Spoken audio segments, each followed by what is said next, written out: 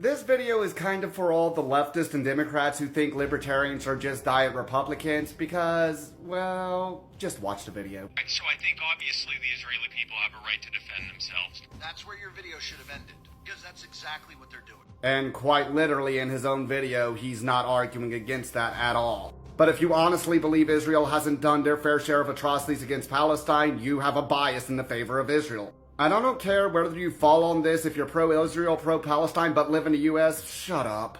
The Israel-Palestine conflict has nothing to do with the US, and we're better off minding our own business and not intervening. Speaking of which, is this you? Him and McCarthy had come to an agreement that McCarthy had promised to pass Ukraine funding after this continuing resolution. So no, pulling funding from Ukraine won't be work. So you're opposed to sending aid to Ukraine. Why should we support Israel too? Give me a good reason for that. Because we have alliances? We had alliances with Ukraine as well. They may have not been part of NATO, but when they gave up their nuclear arms to us, we agreed to come to their defense in the case of war. And the way America builds foreign alliances like this is bad foreign policy. It's creating a situation, or has created a situation, very reminiscent to what led up to World War I. The Austro-Hungarian Empire had an alliance with Germany. Germany had an alliance with the Ottomans. Serbia had an alliance with Russia. Russia had an alliance with France. France had an alliance with the UK. And at the end of it, a bunch of innocent young men were sent to their death for what? A bunch of wealthy nobles with imperial ambitions who wanted to measure dicks over who had the best weaponry? And now America has made all these alliances in the Middle East and in Eastern Europe when we really should be working on our own issues here at home. If you're gonna be anti-interventionism, be anti-interventionist all the way or not at all. Be consistent or be quiet. This is why nobody can stand libertarians. And if y'all are unaware who this person is, this was the 2020 Libertarian vice presidential candidate. Now nobody knew that because nobody gives a fuck about the Libertarian Party. I knew who he was. I've met him before several times. And if nobody cares about the Libertarian Party, why bother making this video if they're a non-issue? If nobody takes them seriously, why did you make such a hardline anti-libertarian video?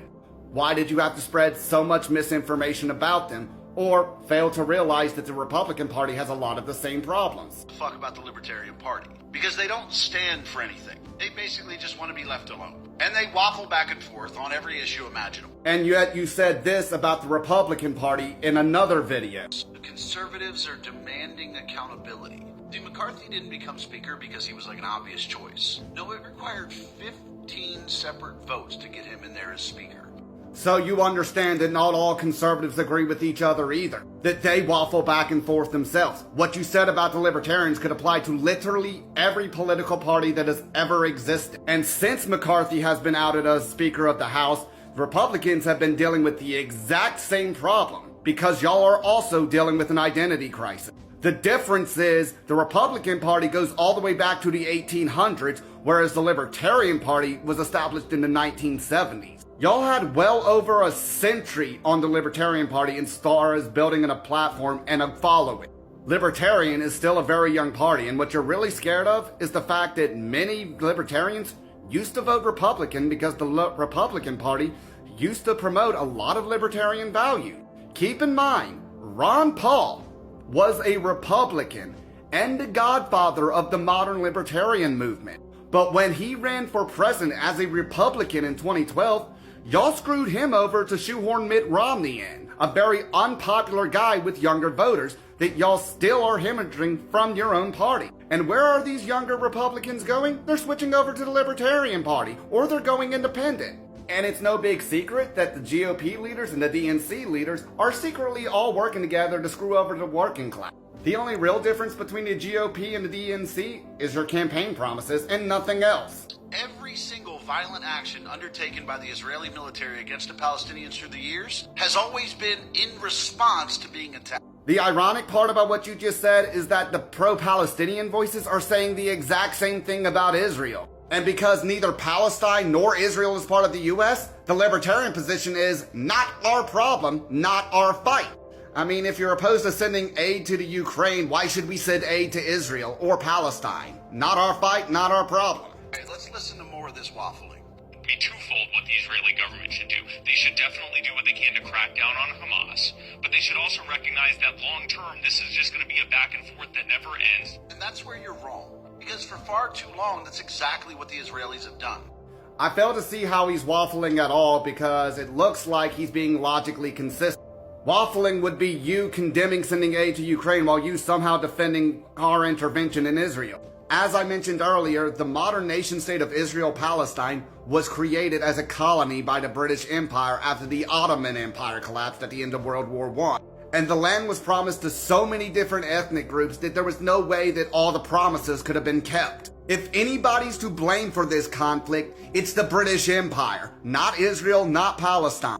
And the reality is, Israel-Palestine is not the only former British colony that devolved into civil war after the British Empire left. However, it is the only former British colony that the US has continued to meddle in all the way up into the present day. Meanwhile, we have issues going on with the Maui wildfire recovery. The Mississippi is starting to run dry so much that the Gulf of Mexico is backed up all the way to New Orleans, contaminating drinking water, and America still has the highest incarceration rate in the world. And that's not even talking about the ongoing economic crisis that has been exacerbated by our constant meddling in the Ukraine war, and now you're expecting us to send aid to Israel? Why? That's just gonna make things even worse. This is why it's so hysterical when leftists and Democrats try to tell me that libertarians are just Republicans who smoke weed or something like that. Because Republicans and libertarians pretty much disagree on pretty much everything except capitalism and gun rights. Until you consider the fact that Donald Trump passed more gun laws than Obama. Yeah, take the guns first and go through due process later. And the reality, the only waffling I'm seeing here is conservatives who have been opposed to intervening in the Ukraine suddenly saying that we should be sending aid to Israel. How are you any better than the Democrats? And honestly, I'm kind of disappointed because up until now, I've respected older Millennial, but I gotta admit, it's starting to look like you're just the Republican equivalent to Harry Sisser, or whatever his name is. It wouldn't surprise me if it came out that you were getting paid by the GOP just like Harry is by the DNC. And considering how much of a big, mainstream conservative voice you are on this app, going after Spike Cohen was probably a big mistake on your part. Because you literally just gave one of the biggest voices in the Libertarian Party more publicity than he's ever had on this app.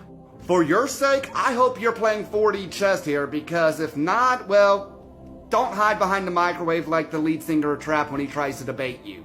And trust me, it's not going to be the cakewalk you think it is, because you've spread so much misinformation just to make your point in this video.